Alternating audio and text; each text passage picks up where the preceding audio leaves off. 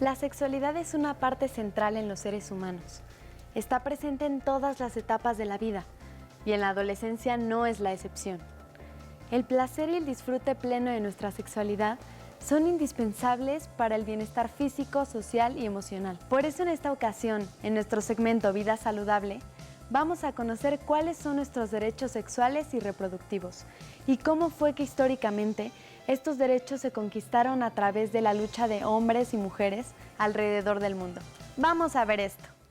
Durante la segunda mitad del siglo XX, un cambio abrupto y necesario ocurrió en numerosos países del mundo occidental. Se le conoció como la Revolución Sexual y consistió en desafiar los códigos tradicionales impuestos por la moral de la época respecto a las relaciones y el comportamiento sexual humano. Este movimiento de liberación, que sentó las bases para lo que hoy se conoce como los derechos sexuales y reproductivos, surgió en la agitada década de los años 60 y tuvo su auge en los 70, aunque sigue vigente y en desarrollo. En Estados Unidos, este movimiento de la revolución sexual surgió a la par del movimiento contra la guerra de Vietnam y por el respeto de los derechos civiles. Gran número de adolescentes y jóvenes en desacuerdo con la situación social cuestionaron los valores de generaciones pasadas e iniciaron un movimiento que se reflejó en un cambio en la manera de vestir, en melenas largas, el tipo de música que escuchaban y en la defensa del amor libre. La revolución sexual cuestionó principalmente los roles de género y tuvo como sello de identidad las consignas de la igualdad entre los sexos, el feminismo y los métodos anticonceptivos que favorecieron el amor libre. Es decir, permitieron abordar el sexo con fines placenteros y no solo con fines de procreación. Otra de las luchas fue la normalización y aceptación de la diversidad sexual y la creación de nuevos modelos de familias. Uniones libres, matrimonio entre personas del mismo sexo y familias monoparentales y homoparentales dejaron atrás la idea del matrimonio heterosexual y monogámico como única opción válida de unión y convivencia entre los seres humanos. La apropiación y reivindicación del cuerpo y la desnudez, así como el cuestionamiento de los roles de género, abrieron camino a la igualdad entre hombres y mujeres. El feminismo, que había detonado como movimiento mucho antes de esta revolución, encontró un cauce para reivindicar el derecho a la libertad sexual de las mujeres con la difusión y uso generalizado de métodos anticonceptivos. La revolución sexual cuestionó también la virginidad y reivindicó las relaciones antes del matrimonio, así como el derecho a decidir sobre el propio cuerpo de manera libre e informada. Fue la base para que al paso del tiempo en muchos países exista el acceso al aborto libre y con todas las garantías del Estado.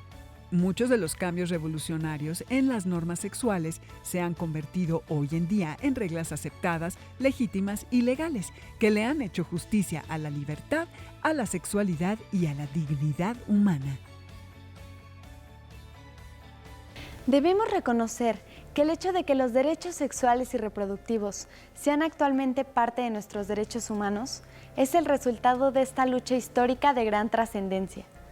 ¿Se imaginan haber vivido en esa época? Qué interesante voltear al pasado y darnos cuenta cómo se transforman las sociedades. Pero a todo esto, ¿cuáles son nuestros derechos sexuales y reproductivos? Vamos a conocerlo. En México, los derechos sexuales son considerados derechos humanos, debido a que están protegidos por leyes y tratados nacionales e internacionales. Luego de realizar el Foro Nacional de Jóvenes por los Derechos Sexuales, convocado en 2001 por el Instituto Mexicano de la Juventud, se creó la Cartilla de Derechos Sexuales de Adolescentes y Jóvenes, que en su actual edición 2016 consta de 14 derechos. 1. Tengo derecho a decidir libremente sobre mi cuerpo y mi sexualidad. 2. Derecho a ejercer y disfrutar plenamente mi sexualidad. 3. Derecho a manifestar públicamente mis afectos. 4. Derecho a decidir libremente con quién relacionarme afectiva, erótica y sexualmente. 5. Derecho a que se respete mi privacidad y a que se resguarde confidencialmente mi información personal. 6. Derecho a la vida, a la integridad física, psicológica y sexual. 7. Derecho a decidir de manera libre e informada sobre mi vida reproductiva. Faltan 7. No te los pierdas más adelante. Para complementar este tema, hoy invitamos a César Galicia. Él es sexólogo educativo y conductor del canal de YouTube Sexplaining, donde aborda los mitos y las realidades de la sexualidad. César, bienvenido de nuevo al programa. ¿Cómo estás? Muchísimas gracias otra vez por la invitación. Estoy muy bien. ¿Tú? Qué bueno, bien, gracias. César, nos ha costado una revolución entera llegar a donde estamos ahorita, que es poder ejercer nuestra sexualidad de manera libre. Pero ¿qué crees tú que hace falta para tener el terreno completo? Pues creo que aunque se ha avanzado muchísimo en lo legal y existen grandes victorias como justamente el reconocimiento de los derechos sexuales de la juventud, también sigue existiendo e impide muchas veces el ejercicio de esos derechos. Lo que sigue existiendo es un miedo profundo a la sexualidad y al placer en lo general, pero sobre todo a la sexualidad de las personas jóvenes. Tenemos este estereotipo falso de las y los jóvenes como seres llenos de hormonas incapaces de cualquier tipo de autocontrol, y como consecuencia muchas veces creemos que si les hablamos de sexualidad o que si garantizamos algún servicio de salud sexual como anticonceptivos gratuitos o educación sexual, lo que vamos a provocar es una sociedad de libertinos y de falta de moral y de caos y desorden, ¿no?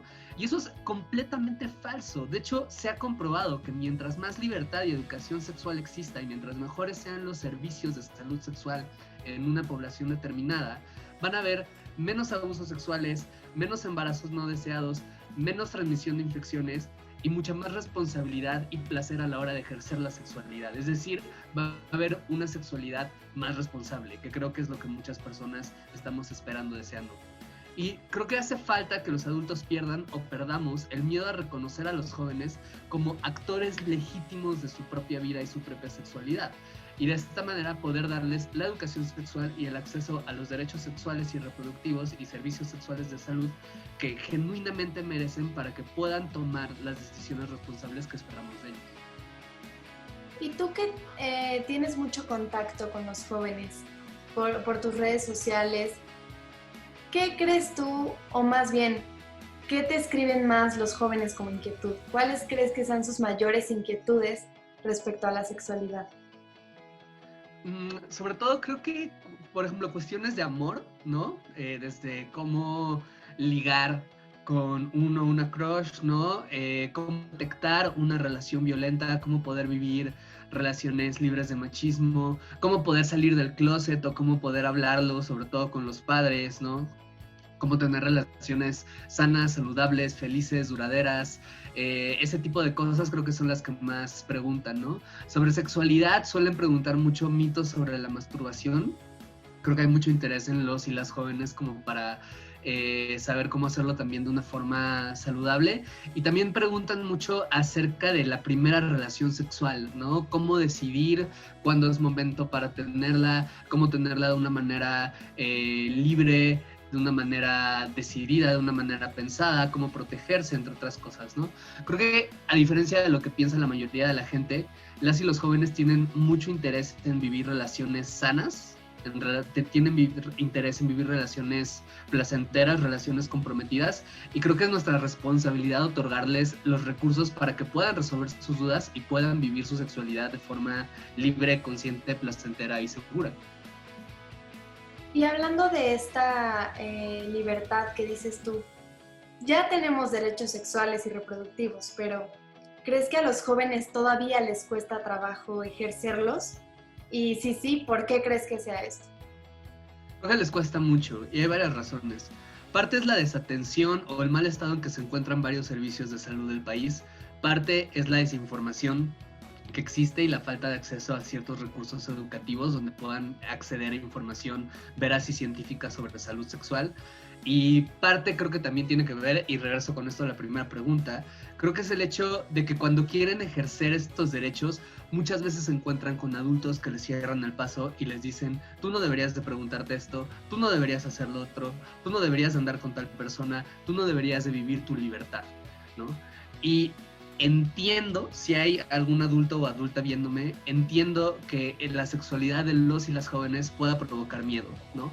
Pero créanme que es mucho mejor que los jóvenes puedan educarse o ser educados para que puedan vivir su vida sexual y su sexualidad y sus afectos y su amor, todo esto, con libertad, para poder tomar decisiones informadas y conscientes en vez de con miedo.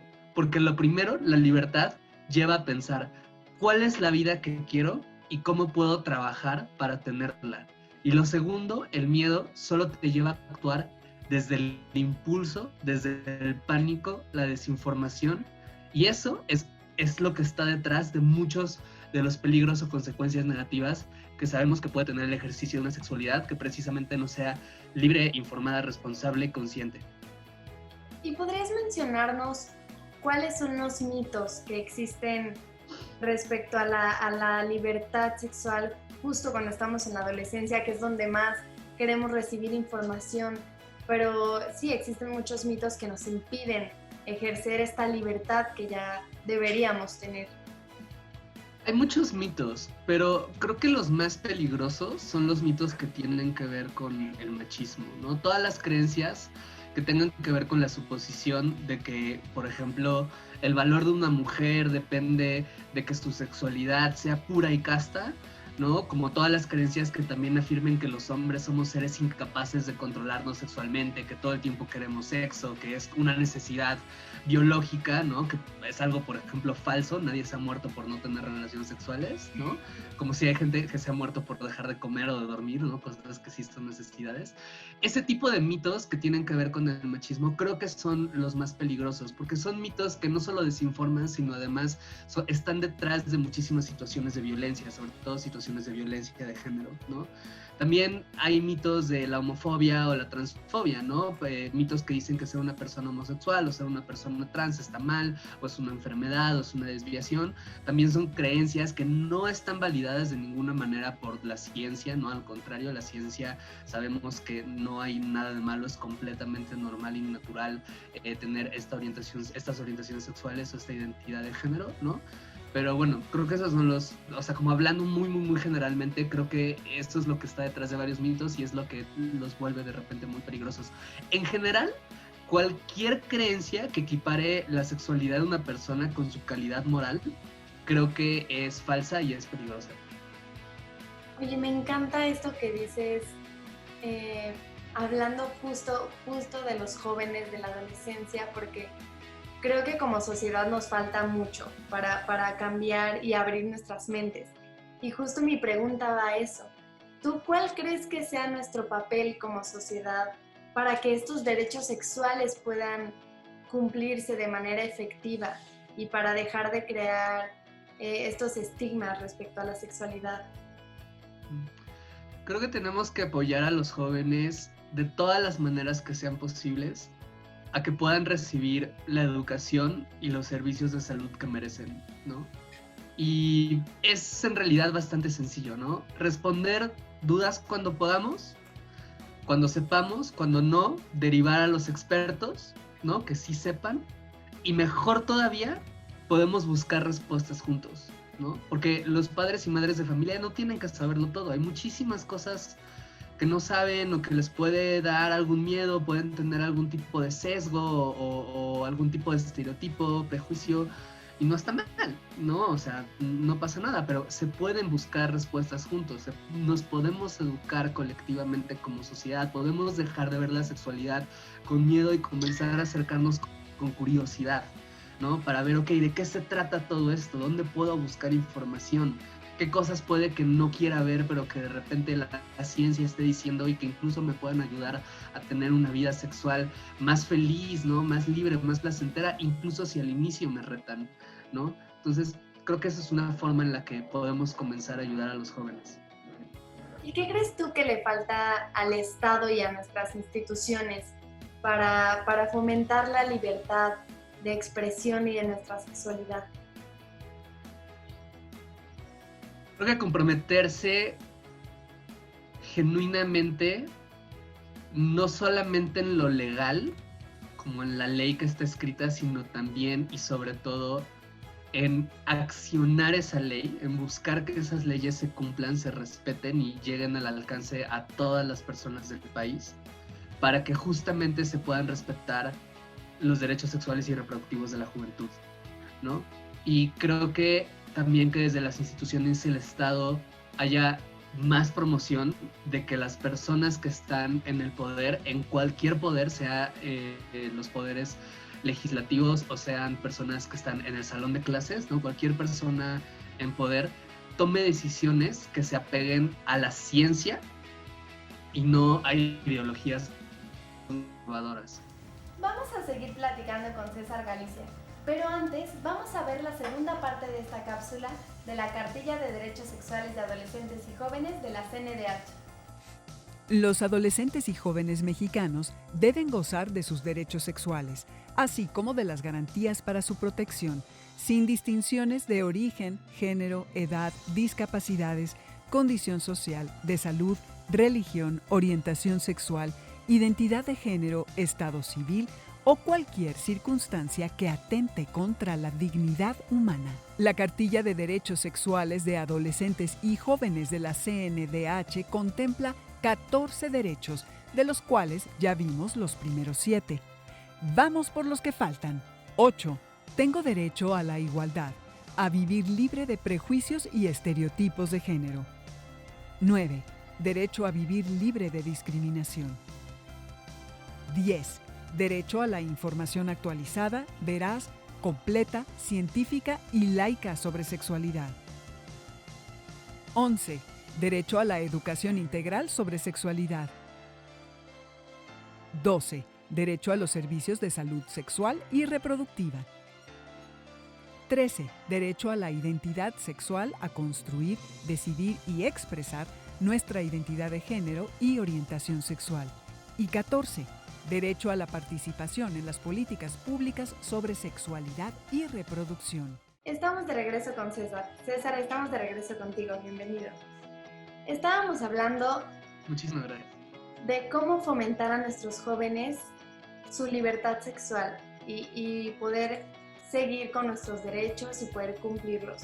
Me gustaría que nos dijeras y que habláramos también de las responsabilidades que tenemos también como jóvenes. Porque por un lado tenemos ya nuestros derechos, pero también tenemos nosotros un trabajo con nosotros mismos y con otros jóvenes que nos rodean, a que esos derechos se cumplan. Creo que respecto a las responsabilidades que tienen los jóvenes de su sexualidad, la principal responsabilidad que tienen es vivirla de una manera libre, auténtica y en la que no se limite ni violente la libertad de nadie más, ¿no? Y eso creo que se logra a través de otros actos de responsabilidad, ¿no? Informarse sobre el tema, participar políticamente, defender los derechos que están ganados, procurar aquellos que faltan por conquistar. César, me parece una maravilla que tengamos una cartilla que tenga los derechos sexuales de los jóvenes, pero ¿qué pasa cuando nos encontramos en una sociedad en la que estos derechos se ven limitados? Exponemos a los jóvenes a justo todo eso que muchas personas erróneamente creen que sucederá si defendemos sus derechos, ¿no? Hay más abusos, hay más violencia, hay más embarazos no deseados, hay más maternidades forzadas, hay más abandono paterno, hay más transmisión de infecciones y hay muchísima insatisfacción en la vida sexual. Todas esas situaciones horrorosas suceden en gran parte por la falta de acceso de los jóvenes justo a ejercer sus derechos sexuales y reproductivos. Y hablando de estos abusos que mencionas, ¿podrías mencionarnos para ti la importancia del respeto y del cuidado de nuestro cuerpo? Cuidar y conocer nuestro cuerpo es una forma de amarnos, es la manera más auténtica que tenemos de amarnos en medida de que somos cuerpo, ¿no? El cuerpo es eso que nos conecta con el mundo, es ese vehículo que tenemos, si lo quieres ver de alguna manera, para poder conectar con el mundo, con otras personas, con nuestros intereses, con los sabores, con los olores, con todo, ¿no? Y al momento de cuidarlo, es una forma que tenemos de amarnos y de, por lo tanto, amar la vida, ¿no?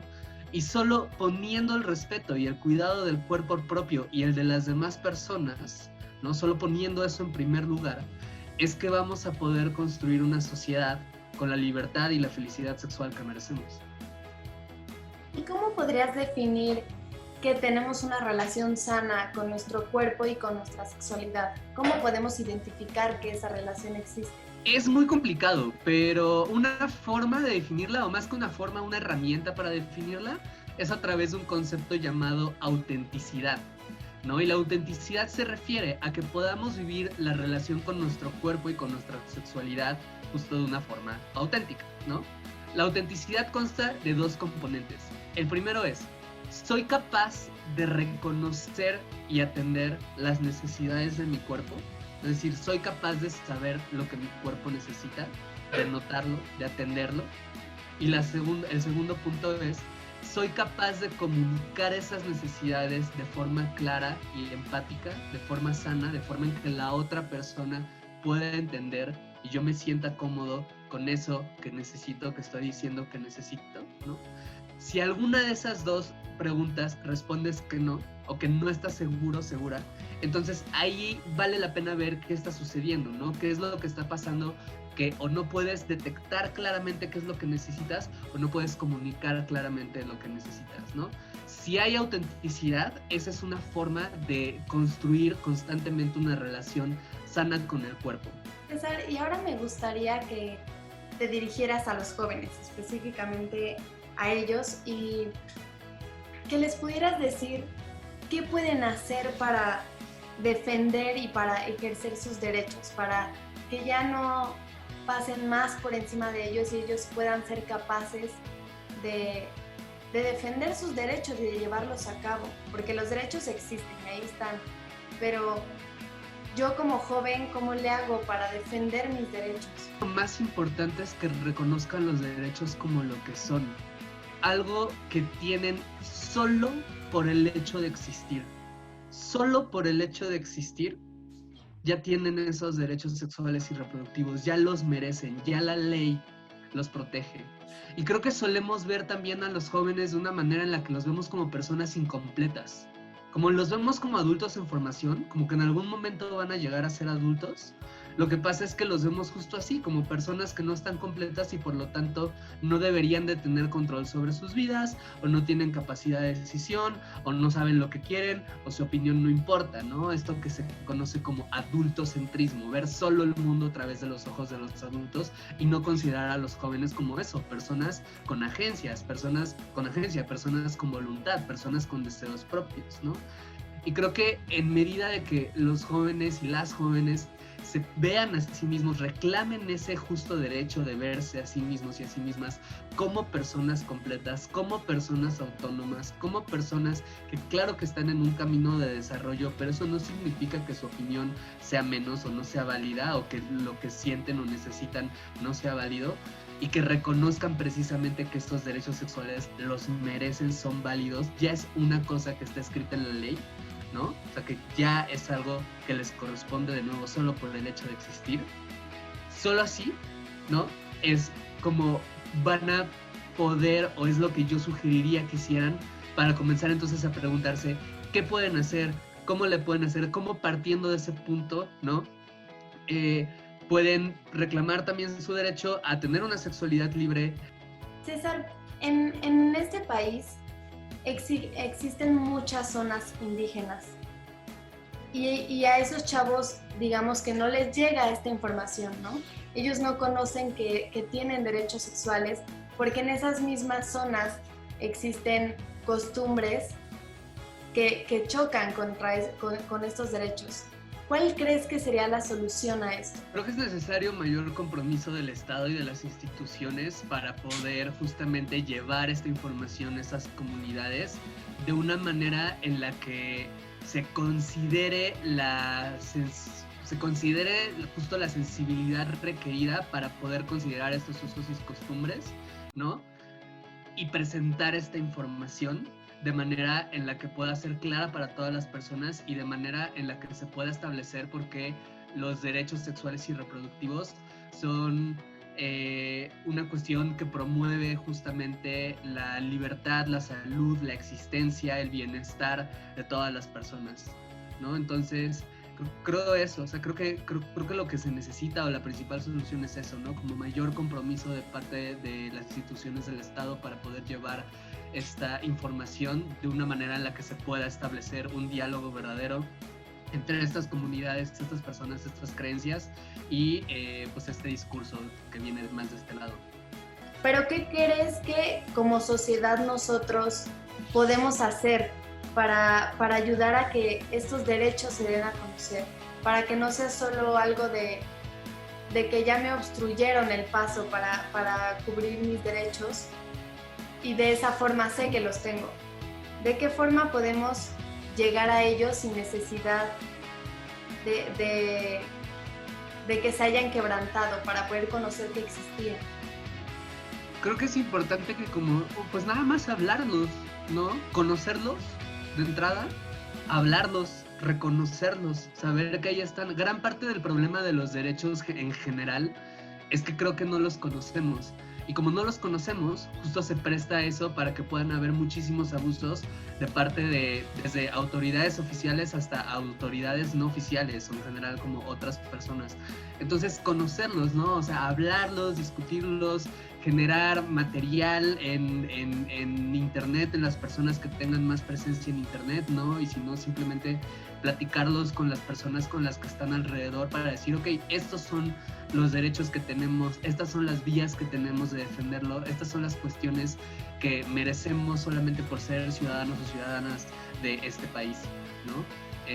Y presionar a las autoridades para que cumplan estos derechos, ¿no? Sabemos que por varias razones muchas veces el ejercicio de estos derechos se ve truncado, se ve frenado por parte de la misma autoridad o por ciertos procesos de las instituciones, y creo que es importante que colectivamente presionemos a las autoridades para que estos derechos se sigan promoviendo y no se dé un solo paso para atrás. César, una vez más, muchas gracias por estar con nosotros. Fue un gusto tenerte otra vez. Muchísimas gracias a ustedes. Gracias al reconocimiento de los derechos sexuales y reproductivos, mujeres y hombres tenemos la posibilidad de decidir sobre nuestro cuerpo y ejercer nuestro erotismo y nuestros afectos. Y claro está, se trata de ejercer nuestra sexualidad con libertad de manera responsable y gozar siempre de una vida saludable. Vamos a lo que sigue, actívate.